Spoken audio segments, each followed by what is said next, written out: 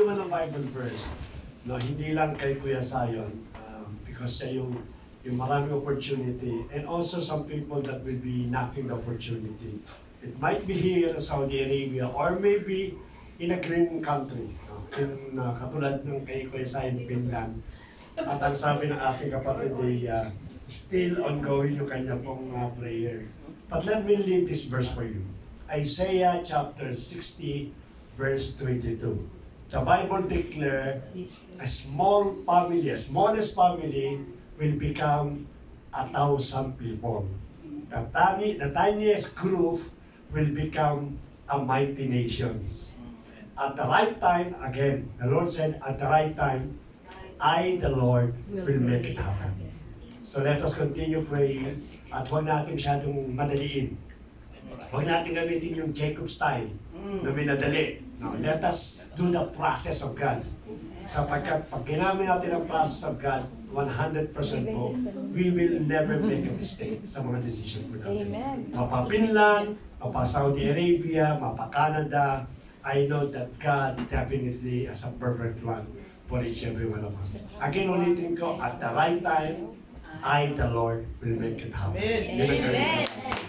So personally po, before we pray, we'd like to extend our sincere gratitude and thankfulness sa lahat po na nagbigay ng extension ng kanila pong good relationship sa amin pong anak. Especially Sister Dorothy, she keep on feeding Pao for all the food that she needs to eat. Kaya kapag po ng Pilipinas, you know what is the complaint? Immediate complaint of my daughter, Dad, back to reality. Itlog, nilagang. So that is the complaint. Sinigang na nilagang itlog, ganun kinakain po niya. So thank you very much po. Really, my daughter, na yung very short period of time po niya, nagpapasalamat po siya sa bawat sa po sa inyo. Amen. The way you treat them, parang prinsesa, the way that we extend yung ating pong mga pamamasyal, even kay Sister sa magpapakasyon, si Jemima. Salamat sa mga special care na ipinakita po niyo. Hindi talagang memorable po yun sa amin pong anak na ito. At I believe, sabi nga niya, Dad, kayo back immediately for 1 year.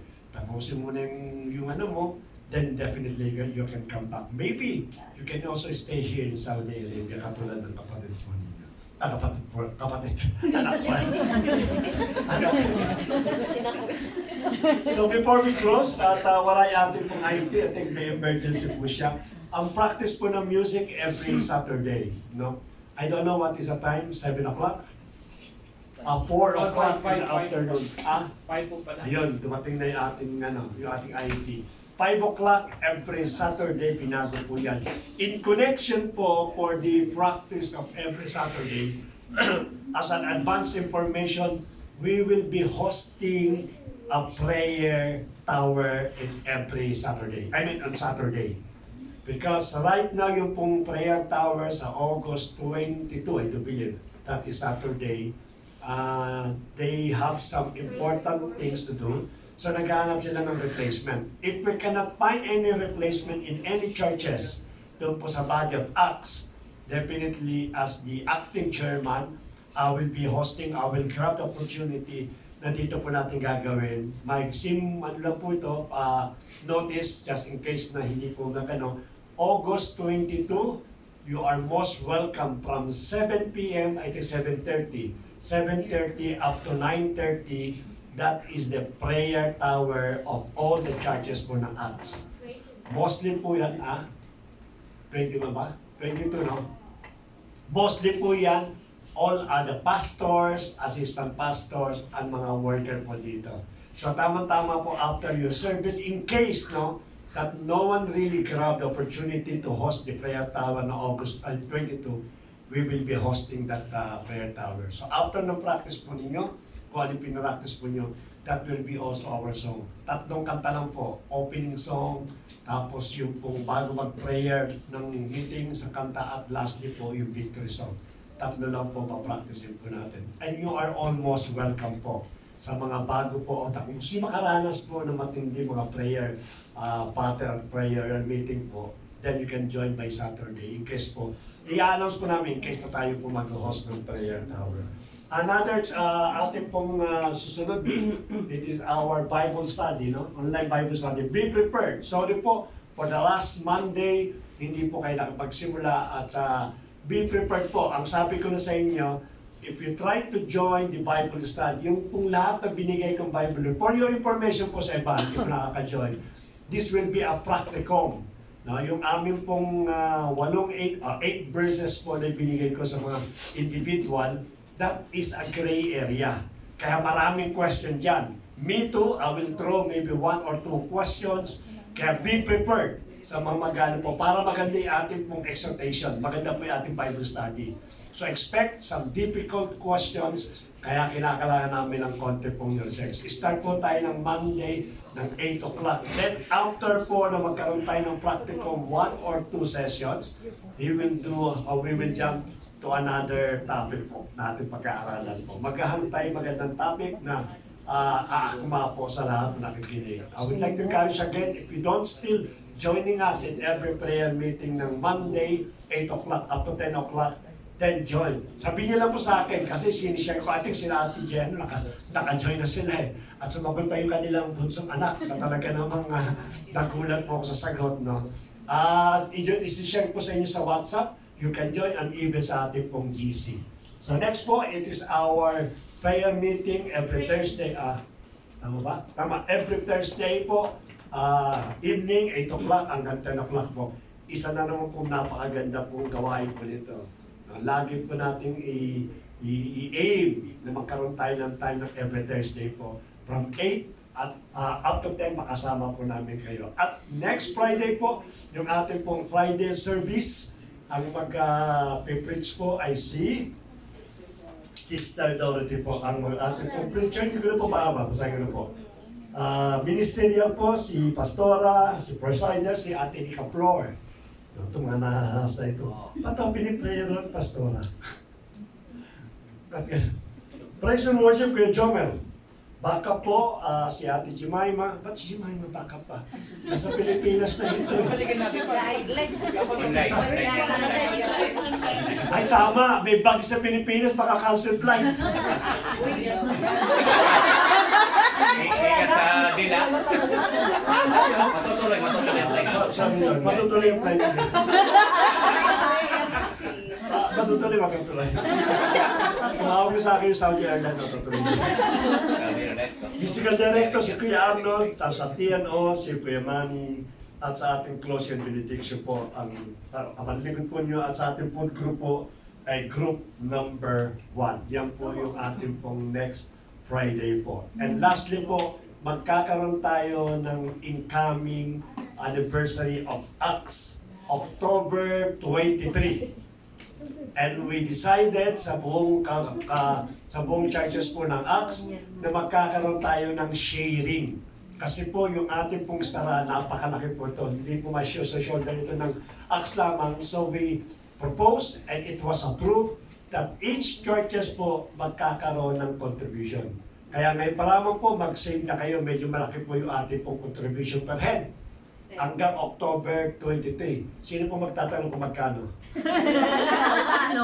Magkano? Tanong kayo pagbaba niya. 5 real per head. 50 or 5? Na 5. Gawin mo ng text. 5 real per head. Ang laki. So please, Parang hindi namin kaya yan. Maria lang. Kala ko naman. so 5 real for not only for the Jesus the Great Army, but all the attendees. I put it 50 sa atin. Expected po 50 ang atin. So we can contribute to 150. The rest, may 100 po yung nilagay po doon. So nangangahulugan po 500 sila. And so on and so forth po. Para makatulong po tayo. So tulong-tulong po tayo yung ating pong food. Mag-usapan na lang po natin. But please, book yourself October 23. That is the, I think it is a, hindi ko naman kung 15 or 18th year anniversary po. I think it is 10, no? Ilang taon ni Acts? I don't know, I think it's 20 plus. Yeah, something like this. Anyway, you are most welcome. Suotin yung mga gandang damit po ninyo. And if you want, we can plan. Then, maybe later we can plan, no?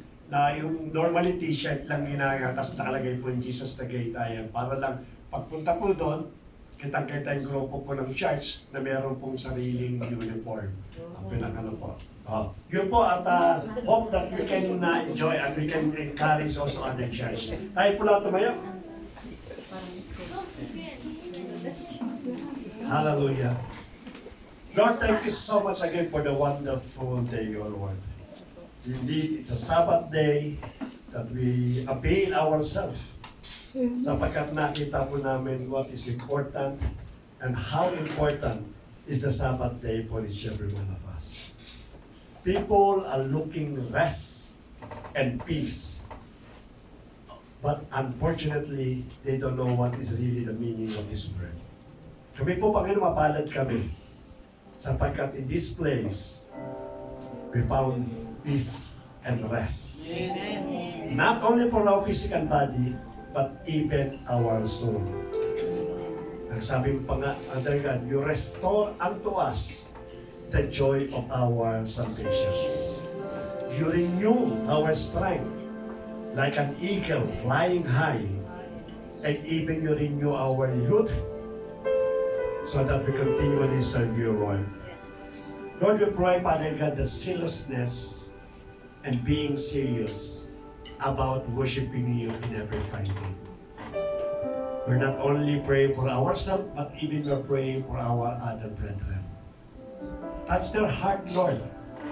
Remind them that Friday is their personal date with you.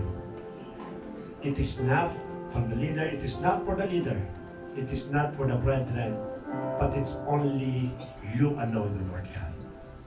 Ilagay mo sa bawat puso po namin, Panginoon, yung pong desire, yung pong init, Father God, to meet you in every Friday.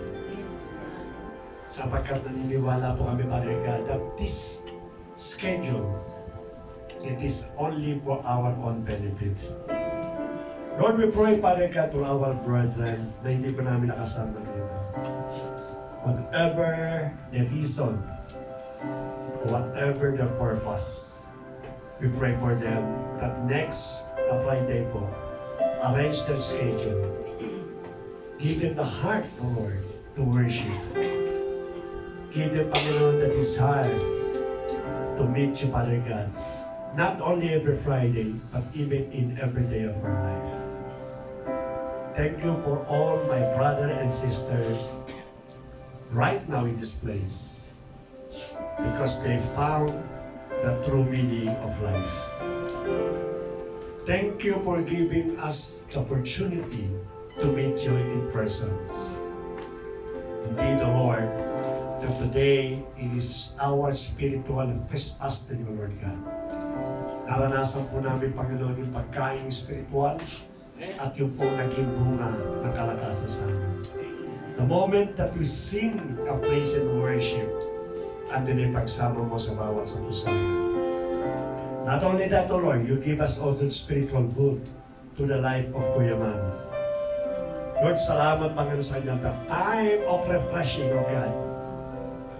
We need this kind of time, O Lord, to refresh us from all the heaviness, all worry, trials, temptations that we always experience every day of our life.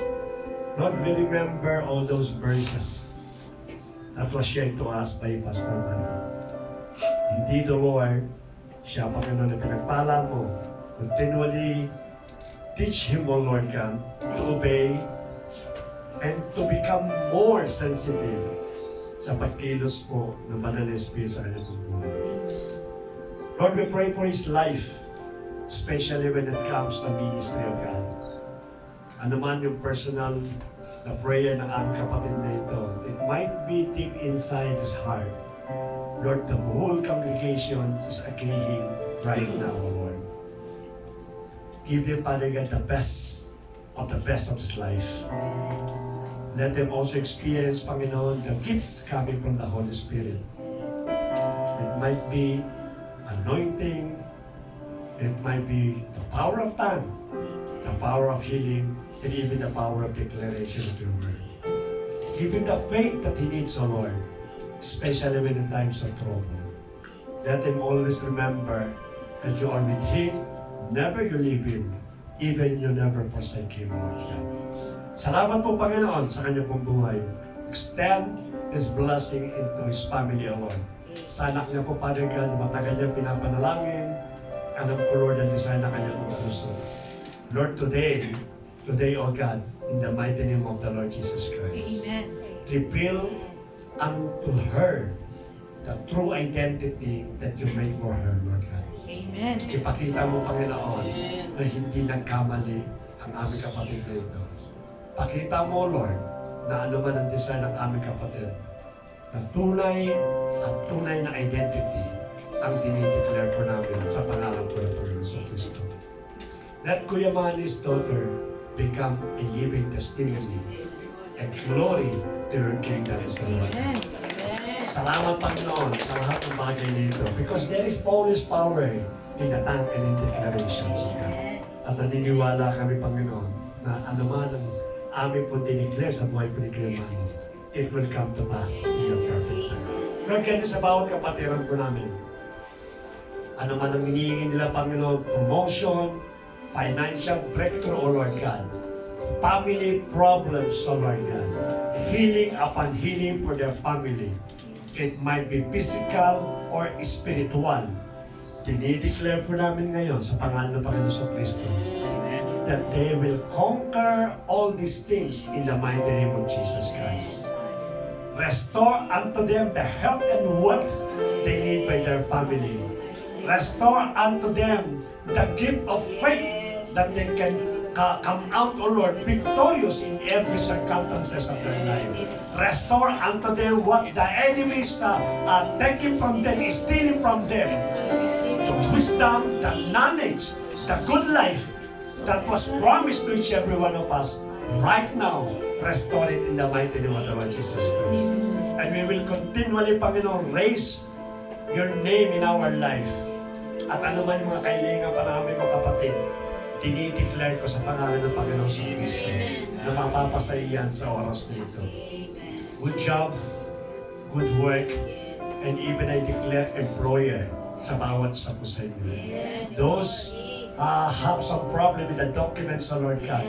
Fix it, O God. For you, there is nothing impossible, Lord. You are the God of possibility, so we declare and we rested on your case all these things, O Lord God. Salamat, Panginoon, sa tagumpay po na pinagkaloob mo sa amin. This place is really overflowing. You are protecting us. You are protecting everything, O Lord God. And even you're protecting our family. It does not matter of distance. It is a matter of prayer. Right now, we are praying it, Lord. Kasaman sa ng bansa naroroon. Alam namin that your mighty hand, you're holding the life of our family. At alam din namin, Panginoon, that how you bless us here, you will also bless our family. How we get the salvations, the true relationship with you, Lord, ganun din ang makukuha ng buong pamilya po namin. Sapagkat hindi ka patapos sa bawat sa pusamin, that you will touch the heart of our people, our family. You learn us, Panginoon, you teach us how to forgive for those people that hurt us. Ito man ay aming parent, kapatid man namin, kamag-anak na namin. Lord, thank you so much for teaching us to become a forgivable heart. Thank you, Panginoon, for become a pattern of the Lord Jesus Christ. That we release all those hatred, all those anger, bad memories that we have before. Because we wanted to start, katulad ng binanggit po ng aming kapatid na si Kuya Manny, a time of refreshing sa Lord God.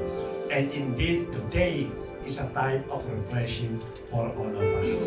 Salamat po sa lahat po ng bagay na ito, Lord. Kung paano mo kami physically, ng spiritually, kandi naman, Panginoon, yung aming pasalamat sa iyo. Yung physical po na aming pagkasamahan, at iba pa, Panginoon, na magagawa po namin sa oras po nito, sa iyo namin itinitiwala. Salamat sa lahat ng pagpapala as we dine in. Also, let the sweet fellowship be upon us, Lord God. At makita po namin kung paano kapaligan ng papala sa bawat isa. Lord, for those people, brethren, na ginamit mo in order to prepare this food, Lord, we pray, Panginoon, restore unto them the strength. Restore unto them, Panginoon, all the expenses that they made, Lord, sa pagkain nito. Salamat indeed tinatanggap po namin lahat mo na pagpapala at lahat mo tagumpay sa bawat sasama. Lord, si Ate Jemima po, magpa-flight po siya mamaya. We pray, Father God, for the safe travel sa kanyang po pag-alis dito sa Riyadh. Papunta po ng airport, from airport going back to the Philippines. Ito sa kanila pong tahanan, Lord. Sa lahat ng susunod sa kanyang Panginoon, give them, Panginoon, the joy to see their sisters, O Lord God. Give them, Panginoon, the courage, Father God, and even Ate Jemima, para kanya pong buhay ay maging salamin ng kanyang pong mga kapatid. We know the prayer of Ate Jemima kung saan sa kanyang pong mga kapatid. So ngayon pa lamang, Lord, we declare, Father God, revival sa kanila pong paglilingkod sa iyo, Lord. Revival for the entire family. Sapagkat alam namin, Panginoon, napakabuti ko sa buhay ko ng aming kapatid na ito. And one of these days, Panginoon, Ate Jemima will testify kung paano po mo ni-restore yung pananampalataya at paglilingkod ng kanya pong buong pamilya. Salamat muli. Maaari pakitaas po natin ang ating mga kamay. Tanggapin natin ang pag-ibig ng Diyos na kailanman hindi po natin kayang sukatin.